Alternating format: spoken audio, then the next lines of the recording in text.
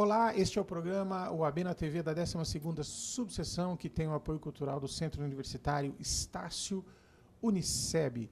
Nós estamos dando continuidade ao programa da semana passada com o advogado e professor Rodrigo Forcinetti sobre regime tributário para advogados. Além de ser um tema vasto, é um tema muito importante para a nossa classe e nós não conseguimos esgotar no outro programa, então eu convidei o professor para que a gente desse continuidade a esse assunto. Professor, muito obrigado. Prazer é todo nosso, um prazer mesmo. Bom, nós terminamos o segundo bloco do programa, né? Hoje nós estamos fazendo o terceiro, vamos falar assim, falando sobre o imposto de renda. Nessa questão da pessoa jurídica, o que a gente deve entender quando se diz assim, a distribuição de lucro não é tributável? Naquele segundo bloco, nós terminamos falando do regime de tributação. Então, eu tenho três opções, né? Eu tenho a possibilidade de pagamento do tributo pelo lucro real, depois eu tenho pelo lucro presumido e eu tenho a possibilidade de opção pelo simples, que foi concedido pela Lei Complementar 147, agora de 2014. Foi um ganho enorme para a advocacia. Independentemente do regime de adoção, o sócio, no final das contas, nós precisamos pagar as nossas contas particulares, as nossas contas individuais e, por mais que gostemos da nossa profissão, nós trabalhamos para isso, né? Então, como repassar o valor para as pessoas físicas, para a nossa pessoa física? Nós temos duas sistemáticas. Nós temos a questão do prolabore, que é a retirada, e nós temos a distribuição dos lucros. O prolabore vai ser tributado, tanto pelo imposto sobre a renda, quanto via contribuição previdenciária. Já a distribuição de lucros, não.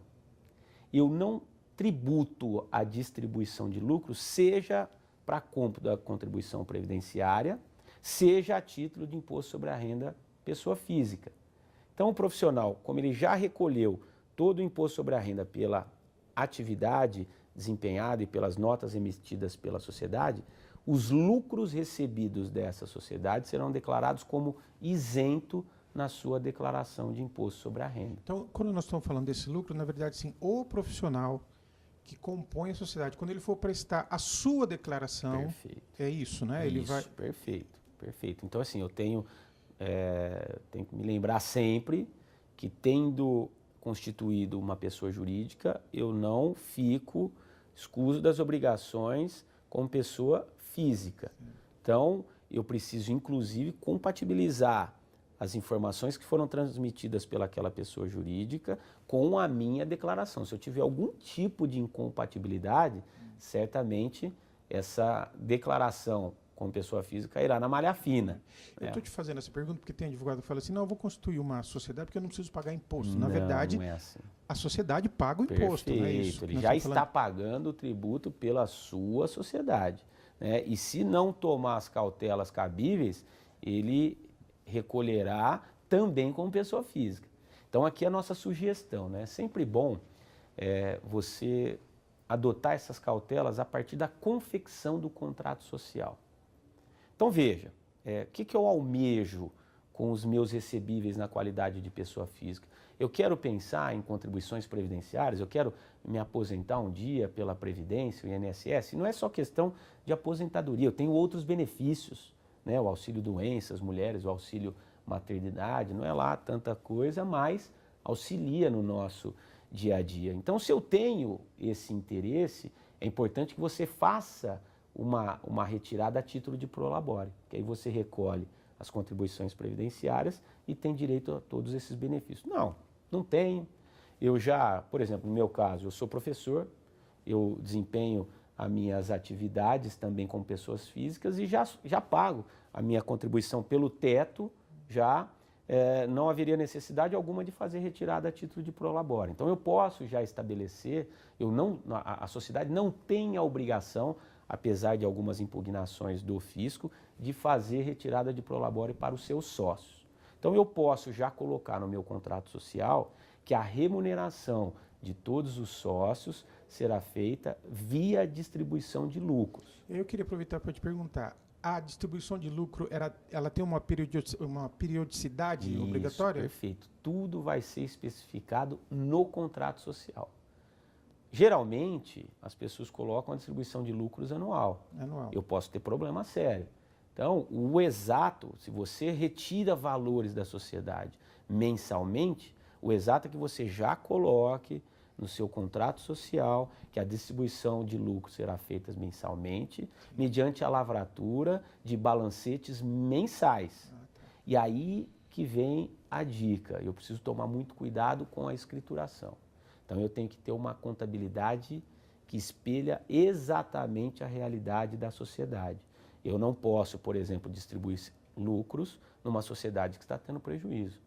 Eu não posso distribuir lucros numa sociedade que está devendo tributos. Então, esses são alguns pormenores que o fisco se apega na hora de você desconsiderar aquela distribuição de lucros que você fez, considerando-a como um prolabore. Aí eu estaria sujeito a toda a tributação, via contribuição previdenciária, via imposto sobre a renda da pessoa física. Uma verba de sucumbência, um honorário depositado judicialmente nos autos. A guia de levantamento, ela pode ser emitida em nome da sociedade de advogados? Pode ser emitida. E qual a vantagem disso? A vantagem é você estabelecer uma compatibilidade mais transparente no momento de uma eventual fiscalização.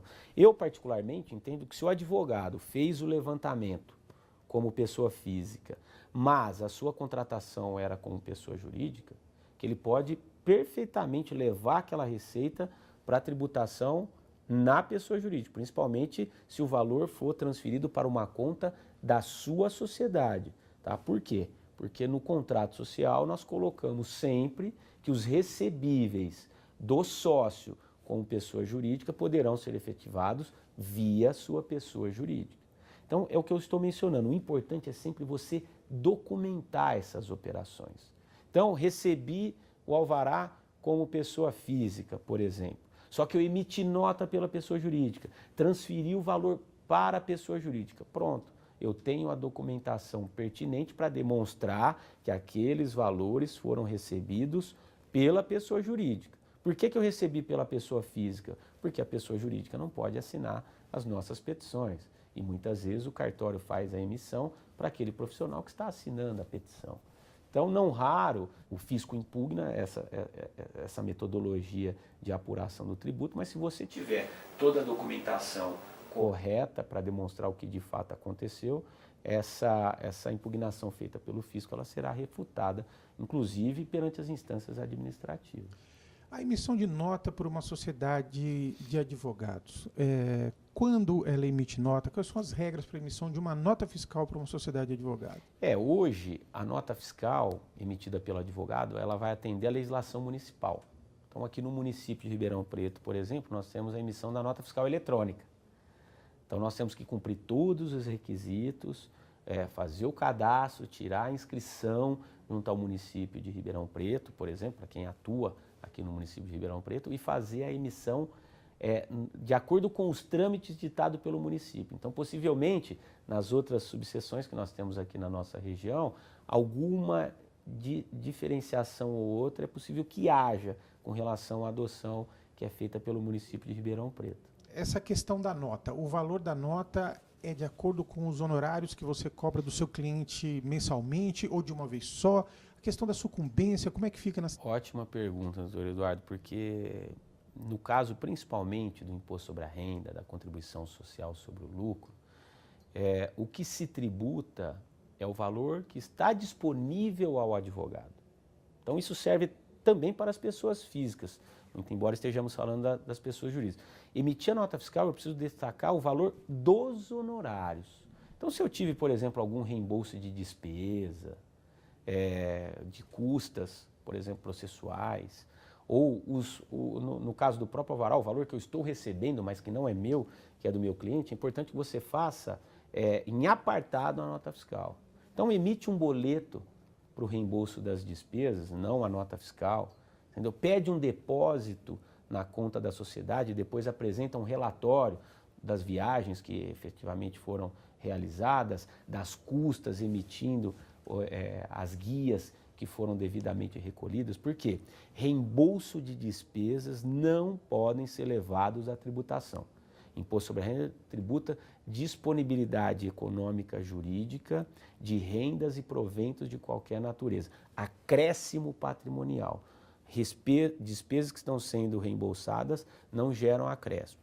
Mesma coisa para PIS, COFINS e o próprio ISS, que é um tributo municipal. A despesa não remunera o serviço. Então é importante que ela seja contabilizada em separado, que ela não faça parte da nota fiscal que foi emitida e que será considerada para fins de tributação. Tributação do profissional e tributação de quem me contrata, né? Outra questão que é importante ser considerada, como nós estamos falando de emissão de nota fiscal, é dos tributos que eventualmente devem ser destacados para fins de retenção. Então eu tenho que destacar, por exemplo, na nota fiscal que é emitida pela sociedade, 1,5% de imposto sobre a renda, 1% de contribuição social sobre o lucro e tenho que destacar o PIS e a COFINS, 0,65% do PIS e 3% de COFINS, aí independentemente do regime, se é o lucro real ou o lucro presumido. Esses valores que são destacados e eventualmente foram retidos serão abatidos depois no momento do recolhimento dos nossos tributos. Professor, outra questão sempre debatida quando a gente está falando de sociedade advogada, já é uma questão mais institucional da Ordem dos Advogados do Brasil, né? Sempre gera protesto, muito debate. Essa questão das duas anuidades. Você paga uma anuidade como advogado e a sua sociedade paga outra anuidade. Eu queria saber a sua opinião a esse respeito. Essa é uma questão complexa e todo ano, principalmente que estamos chegando agora no mês de janeiro, no mês de fevereiro e as anuidades, os carnês começam a ser emitidos. Eu particularmente entendo que são duas inscrições. Então não estou aqui querendo justificar a postura da OAB.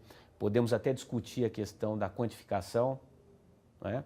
Mas em tese, né, estou dizendo que todos os requisitos necessários para a cobrança de duas anuidades são devidamente preenchidos. Por quê? Porque se eu tenho uma sociedade, eu tenho uma fiscalização específica na sociedade, eu tenho análise de várias questões envolvendo a sociedade. Em apartado, eu tenho a manutenção da atividade como pessoa física. Então, no meu caso, por exemplo, eu sou advogado, eu sou sócio de uma sociedade, mas eu continuo atuando como pessoa física, principalmente na minha atividade como professor.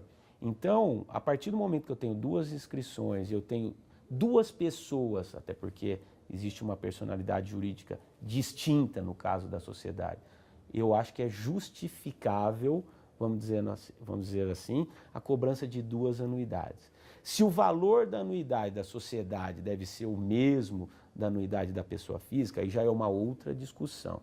A questão da quantificação do valor que é cobrado, eu acho que ela deve ser analisada a partir da questão da análise dos custos que a OAB necessita para praticar todas as atividades que estão dentro da sua competência.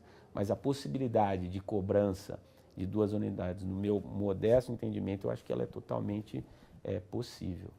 Bom, nós vamos para um rápido intervalo e já retornamos.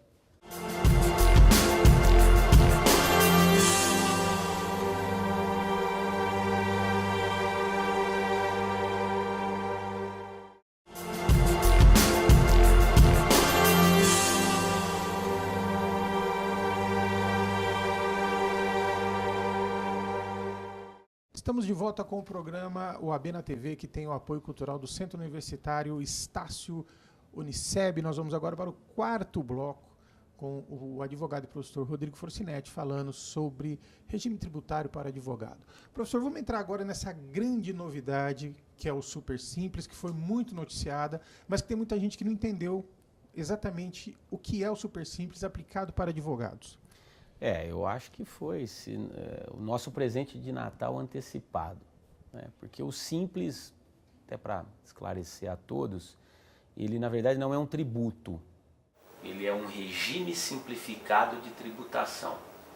Tá? Tem o seu fundamento constitucional, está previsto lá no artigo 146, e ele é regulamentado pela Lei Complementar 123 de 2006. E várias profissões regulamentadas, logo na edição dessa norma complementar, foram barradas da inclusão no Simples.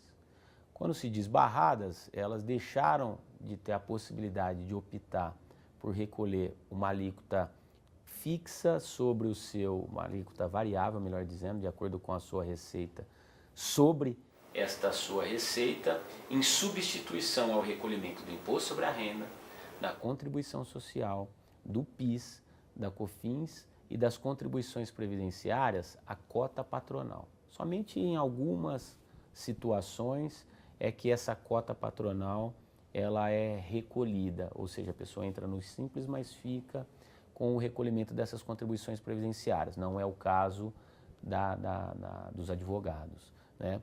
Também há substituição do ICMS, do IPI e do ISS. ICMS e IPI nós não recolhemos, mas o ISS é o ponto em discussão hoje, né? Porque se nós estamos sujeitos ao regime de alíquota fixa, por que deveríamos recolher uma alíquota do Simples que integra também o ISS?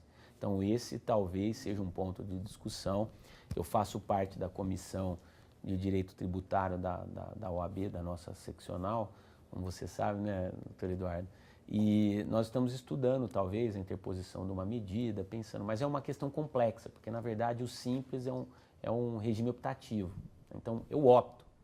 Eu posso, e quando eu opto, via de regra, eu opto dentre aquelas condições. Mas a comissão está estudando e talvez tenhamos aí algumas alternativas para buscar o recolhimento pela alíquota fixa e tirar ainda uma parte do que o Simples estabelece. Quem que pode optar pelo Simples? Toda e qualquer pessoa jurídica, tá, que tenha um faturamento anual de até 3.600.000. Então, se o profissional montou uma sociedade e essa sociedade tem um faturamento anual, ou se ele criou essa sociedade no exercício, esse valor tem que ser calculado proporcionalmente ao número de meses, sempre com base no exercício anterior, ele pode fazer a opção pelo Simples. Então, ele deixará de recolher imposto sobre a renda, contribuição social, PIS, COFINS e as contribuições previdenciárias, a cota patronal, ou seja, aqueles mais ou menos 28%, para recolher uma alíquota sobre o seu faturamento. Então, a alíquota inicial é 4,5%. Então, se eu tenho uma sociedade, por exemplo, que estava no lucro presumido, com uma tributação de aproximadamente 11,5%, 12%, mais ISS, mais contribuições previdenciárias, ele já migra para uma tributação de 4,5% sobre a sua receita. Então, é uma questão vantajosa, mas como eu mencionei, ela precisa ser analisada caso a caso. Ela implica efetivamente numa redução da carga tributária para a sociedade advogada? Implica, num primeiro momento ela implica, principalmente para aquelas sociedades que faturam menos de 2 milhões e 600, 2 milhões e 500. Estou dizendo isso... E o que vem a ser essa análise caso a caso que você está ressaltando? Porque quando a Sociedade dos Advogados ela ficou inserida na tabela 4 dessa lei complementar 147 de 2014. Então, para quem tiver a curiosidade de analisar essa tabela, ela vai de 4,5% até 16% e alguns pontos percentuais. Então, dependendo do meu faturamento, é melhor ficar no lucro presumido do que ir para o Simples, se eu não tiver uma folha de salários tão extensa. Então, é importante que se analise. Aqueles que faturam um valor inferior a 2 milhões, independentemente de terem uma folha de salários ou não, vai valer, na maioria dos casos, vai valer a pena ele fazer parte do Simples, mas quem tem um faturamento um pouquinho maior já não.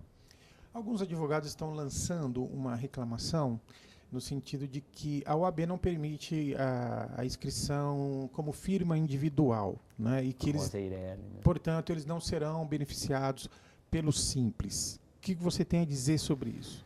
Na verdade, assim, é uma regra que a OAB estabeleceu. Eu sei que há um movimento no intuito de fazer essa alteração, porque a nossa legislação, vamos dizer assim, para uma parte, principalmente da doutrina do direito empresarial, ela não atendeu às novas diretrizes do próprio Código Civil, que estabeleceu uma série de outras possibilidades de estrutura societária. Então, existe a possibilidade de alteração, de se permitir a constituição de EIRELI, de firmas individuais, para advogados. Hoje, o nosso regimento obsta. O Conselho Federal parece estar tentando mudar isso no Congresso, Isso, né? Perfeito.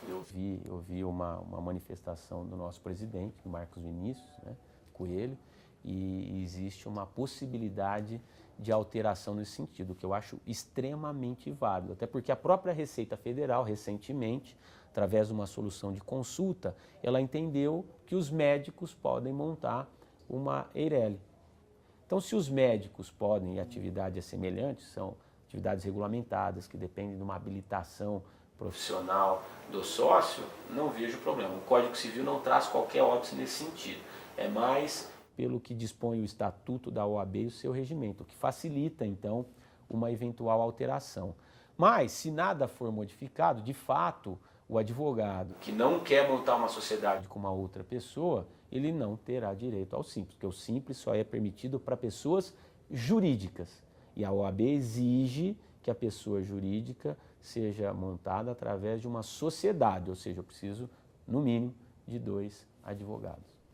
Bom, eu gostaria de abordar com você uma última questão relativa à sociedade de advogados. Nós vamos fugir um pouco da questão tributária e vamos entrar pela seara trabalhista. Sempre uma questão tormentosa, também muito discutida, a questão dos advogados associados. Sempre há uma acusação de que o advogado associado ele fica num limbo onde ele não é nem sócio e nem empregado e que, na verdade, ele devia ser considerado empregado. É uma situação complexa, porque assim, o que eu tenho visto, e até acho que a análise tem que ser feita com certa parcimônia, porque nós não estamos falando de uma profissão qualquer, né? Então, o que me causa espanto, muitas vezes, é que o advogado alega que ele foi ludibriado, que ele foi enganado no momento em que ele se associou, e muitas vezes em que ele foi contratado pelo regime seletista. Soa estranho, porque nós estamos falando de uma pessoa que foi habilitada para o exercício da advocacia, que tem como função primordial a defesa dos direitos e interesses de todo e qualquer cidadão. Então, dizer que ela foi ludibriada, sendo que partimos do pressuposto que ela deve conhecer a legislação, é um caso complexo. Mas, por outro lado, também nós conhecemos várias sociedades, vários escritórios que se aproveitam, muitas vezes, de pessoas que estão sem receber valores condizentes com a sua atividade para fazer a exploração desses profissionais. O que temos visto hoje e até incentivado é a obediência do regime estabelecido pelo próprio Código Civil. Então, veja, se eu montei uma sociedade, se a pessoa é sócio, seja na qualidade de sócio de capital, seja na qualidade de sócio de serviço, que é uma inovação, e que a Receita já aceitou através de soluções de consulta e a própria OAB vem permitindo, eu tenho um ônus e tenho um bônus, né? O ônus é você participar financeiramente dos lucros obtidos com a atividade, principalmente no segmento em que você atua dentro dessa sociedade, e tem o bônus, que é a responsabilidade pelo que acontece naquela sociedade. Agora, esse ônus, ele também implica num certo bônus, na medida em que, se eu sou responsável por tudo o que acontece naquela sociedade, eu tenho o direito de participar da sua administração. Então, hoje, o que eu tenho visto, em grandes escritórios principalmente, é a criação de comissões, é a criação de regimentos internos que permitam a participação de todo e qualquer sócio, independentemente do grau que ele ocupa dentro dessa sociedade. Então, o que eu acho é que cada vez mais a gente precisa, dentro da relação, respeitar o que está dito no contrato social que foi celebrado, nos regimentos que foram celebrados e no código de ética que nos disciplina, e colocar em prática tudo isso que foi celebrado. Então, é o dia a dia que vai ditar os próximos acontecimentos. Mas, de fato, o que eu tenho visto são muitos profissionais hoje, muitos escritórios, pensando 10, 15 vezes antes de contratar pelos efeitos trabalhistas que algumas decisões têm concedido. Tendo em vista a natureza da nossa profissão, a advocacia, e nós falamos aqui tanto sobre sociedade de advogados, afinal, uma sociedade de advogados é uma sociedade empresarial ou é uma associação civil? Essa pergunta é pertinente porque hoje muito se diz, olha, o exercício da advocacia vem se modificando, hoje nós temos congressos, nós temos ferramentas que são de gestão, que são utilizadas, principalmente pela evolução dos escritórios. Eu acho até que nós teremos que mudar o nosso código de ética, adaptando as novas ferramentas de marketing e coisa tal. Porque as ferramentas auxiliam e com certeza causarão efeitos positivos para toda e qualquer pessoa que está vinculada àquela sociedade, né? Ferramenta de gestão não tem ponto negativo. Agora, do ponto de vista estritamente jurídico, eu penso que a sociedade de advogados é uma sociedade simples, não uma sociedade empresária, pelo que dispõe o próprio Código Civil. E como o próprio Código Civil estabelece, essa sociedade simples poderá adotar a forma limitada ou não. Mas, independentemente dessa adoção, é sempre importante lembrar que a constituição de uma sociedade não exime os seus sócios, o advogado que a compõe, da responsabilidade pessoal pelos danos causados aos seus contratantes. Então, eu só estou dando um gancho na pergunta que foi feita, porque a sociedade jamais será constituída com o objetivo de eximir a responsabilidade por danos causados pelo exercício irregular da atividade. Bom, para a gente encerrar, porque eu já te explorei demais, né? Qual o recado que você deixa para a jovem advocacia? Sociedade de advogados ou advocacia individual? Até na qualidade de professor, eu sou coordenador auxiliar do curso de Direito da Unip, junto ao lado do professor Alexandre Nutti. Então, a gente sempre diz que exerça a sua atividade com amor, independentemente de qualquer efeito patrimonial. Mas a questão patrimonial precisa ser pensada, e ela passa principalmente pela questão tributária. Então, para aqueles que estão exercendo a sua atividade, pensem no regime de tributação. No início de carreira, sempre acaba sendo melhor atuar como pessoa física, mas isso não é uma regra padrão, porque ela vai depender do regime da sua contratação. O importante é você refletir, analisar os aspectos tributários e pôr em prática o seu planejamento. Essa é a dica que eu deixo a todos. Professor, muitíssimo obrigado pela participação. O prazer é meu, um abraço a todos e que tenhamos um ano de 2015 maravilhoso, como foi o ano de 2014 para a advocacia. Muito obrigado. Este foi o programa OAB na TV da 12ª subseção, com o apoio cultural do Centro Universitário Estácio Uniceb. Muito obrigado pela audiência. Semana que vem nós estaremos de volta.